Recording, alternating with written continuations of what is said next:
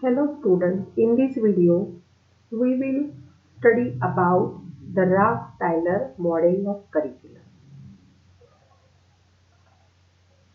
One of the base knowledge curriculum models was introduced in 1949 by Ralph Tyler. Thorndike and John Dewey had a major influence on Tyler curriculum development model. Tyler published a book, A Basic Principle of Curriculum and Instruction. Tyler believes that any learning objective needed to be determined via student behavior in the classroom. This model is also called as the objective model. The book written by Tyler raises four questions. What, what educational purposes should the school seek to attain? How can learning experiences be selected to be useful in attaining these objectives? How can these educational experiences be organized for effective instruction? And how can the effectiveness of learning experiences be evaluated? The four major questions that must be answered when developing a curriculum and plan for instruction. The main aspects emphasized in this model are the nature and structure of knowledge, the need of the society, and the need of the learner. The steps in Tyler model: the first is deciding the objective of education, second is selection of learning experiences, third is organization of learning experiences, and fourth is evaluation. Deciding the objective of education. The first part is defining the objective of learning experiences. Objectives relevant for that field as well as for the total curriculum should be considered. Objective should become the criteria for selecting material, content outline, instructional strategies, and assessment. While writing the objective, they should be written in the form of statements about the student outcomes which can be measured with an assessment tool. The statement through written broadly should also indicate what kind of specific behavior are to be attained. Tyler focuses on utilizing the verbs form based on Bloom taxonomy. He also stated that we can make use of objects from the subject matter. The second is the selection of learning experience. The second step, identifying the learning activities that permit the meeting of defined objectives. Tyler states the important thing is for students to discover the content that is useful and meaningful to them. In this context, three aspects are important. Selection of subject matter. While selecting the subject,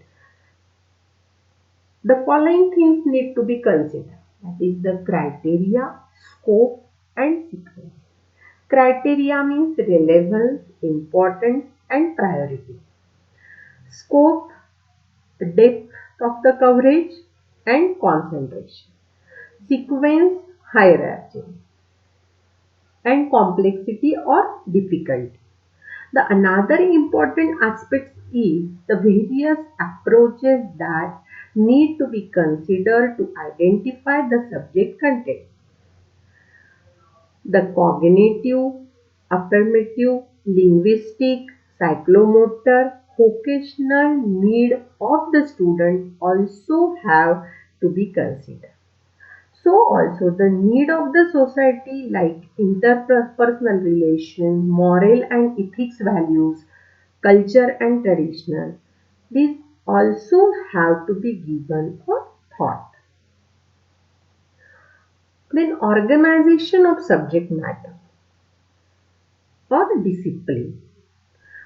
We need to think about whatever the subject are going to be organized as a discrete subject or broad field or discipline or core or interdisciplinary, and what skill or purposes would have to be organized and what activities, what projects would be needed to be considered. Then theoretical basis of methods and approaches.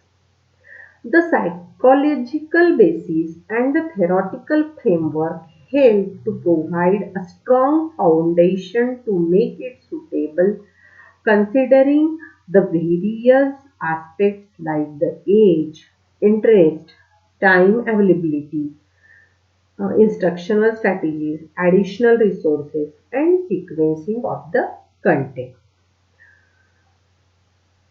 Organization of the learning experiences. The third element of Tyler model is the organization of learning experiences through actual involvement of student in curriculum transaction.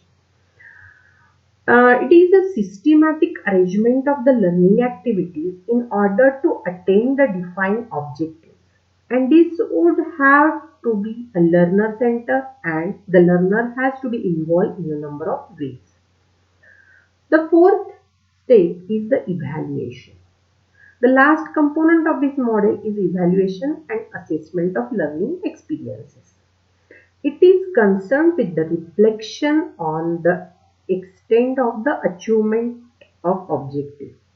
Tyler encourages the instructional designer to determine if the defined objectives were achieved through the learning activities.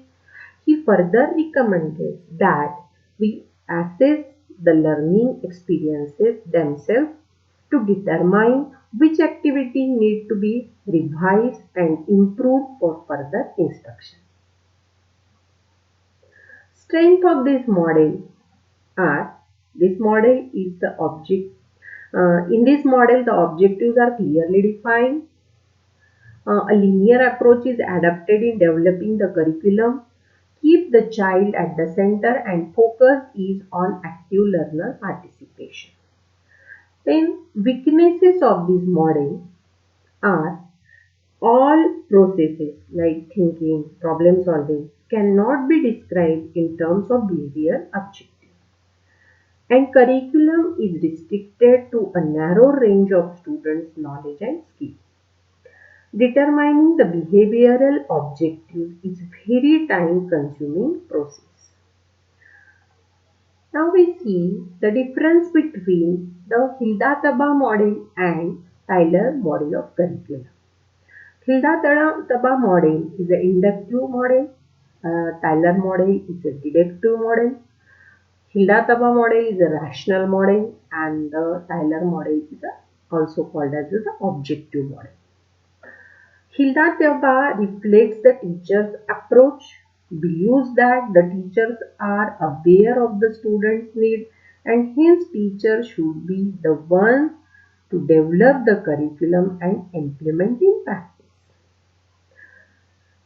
In Tyler is an administrative approach and believes that the administration should design the curriculum and the teachers implement it.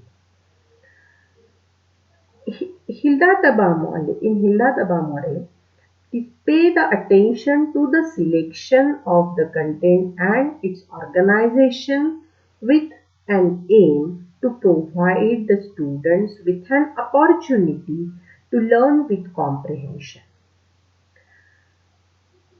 Tyler model lays the main stress on aims, evaluation and control.